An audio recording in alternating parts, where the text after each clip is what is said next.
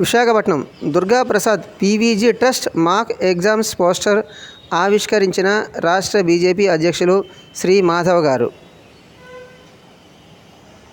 ఈ కార్యక్రమంలో ట్రస్ట్ అధ్యక్షులు పోలిశెట్టి, నగర బీజేపీ అధ్యక్షులు పరశురాం రాజు గారు, కోళ్ల సతీష్ గారు పాల్గొన్నారు.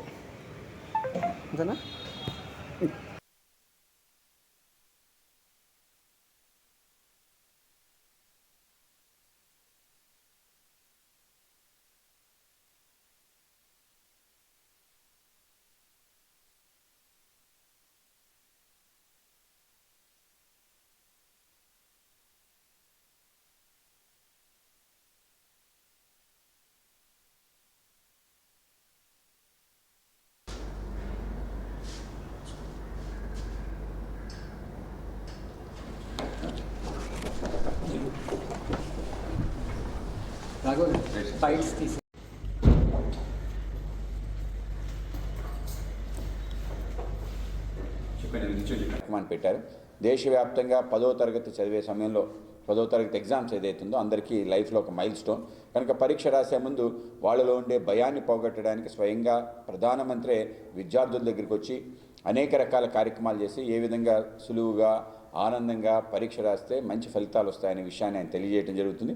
ఆ విధంగా అనేక రకాల గేమ్స్ని కూడా కండక్ట్ చేసి మొత్తం దేశవ్యాప్తంగా ఒక నూతన ఒరవడిని ప్రధానమంత్రి తీసుకురావడం జరిగింది. ఆ విధంగానే పీవీజీ చారిటబుల్ ట్రస్ట్ ఏదైతే అందరి జీవితాల్లో ఈ యొక్క ఎంసెట్ అనేది, ఐఐటి, జేఈ అనేది కూడా చాలా ముఖ్యమైన పరీక్షకి ఎంత మనం కష్టపడి ప్రిపేర్ అవుతామో పరీక్ష రాసే సమయంలో అనేక రకాల భావోద్రేకాలకు లోనవుతాం. ఇంట్లో ఉండే ఒత్తిడి, పరిగెడుతూ నేను పూర్తిగా ప్రిపేర్ అయ్యాను లేదు, కొన్ని వదిలేశాను, వాటి మీద భయంతో వచ్చినవి కూడా మర్చిపోతారు. కనుక ఆ భయాన్ని దూరం చేసుకోవటం, అలాగే పరీక్ష సరిగా రాయకపోతే వాళ్ళు ఆత్మహత్య చేసుకునే విధంగా కూడా కొంత తయారవుతుంది. కనుక వీటన్నిటిని కూడా దీంట్లో పొందుపరిచి ఎవరికి కూడా ఈ యొక్క ఫోబియా ఏదైతుందో పరీక్ష రాయాలి అనుకునే ఫోబియా నుంచి దూరం చేసే ఒక కార్యక్రమాన్ని ఏదైతే డిజిటల్ ప్లాట్ఫామ్ ఉందో అందరూ కూడా చేతి రాస్తారు, కానీ డిజిటల్ ప్లాట్ఫామ్లో ఏ విధంగా అప్లోడ్ చేసుకోవాలి, ఏ విధంగా వాళ్ళకి క్వశ్చన్ వస్తే క్వశ్చన్ ఏ విధంగా ఆన్సర్ చేయాలి అనేది కూడా కొంత స్క్రీన్ ఫోబియా కూడా ఉంటుంది. ఆ విధంగా దాన్ని కూడా పోగొట్టే విధంగా ఈ ఏవైతే సెంటర్స్ ఉన్నాయో, డిజిటల్ జోన్స్ ఏవైతే ఉన్నాయో దాంట్లో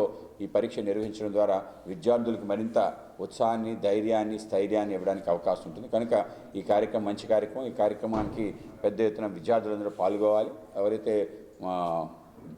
మంచి మార్క్స్ వస్తే వాళ్ళకి ప్రైజ్లు కూడా ఇవ్వాలనుకున్నారు. కనుక నేను ఈ పీవీజీ చారిటబుల్ ట్రస్ట్ మన వెంకట్ని అలాగే ఎల్ఎన్ సతీష్ గారిని ఈ సందర్భంగా అభినందన తెలియజేస్తూ రాబో కాలంలో ఇటువంటి మరింతగా చేసి విద్యార్థులను ఉత్సాహపరిచి మంచిగా పరీక్ష రాసే విధంగా చేయాలని చెప్పి కోరుకుంటూ సెలవు తీసుకున్నాను.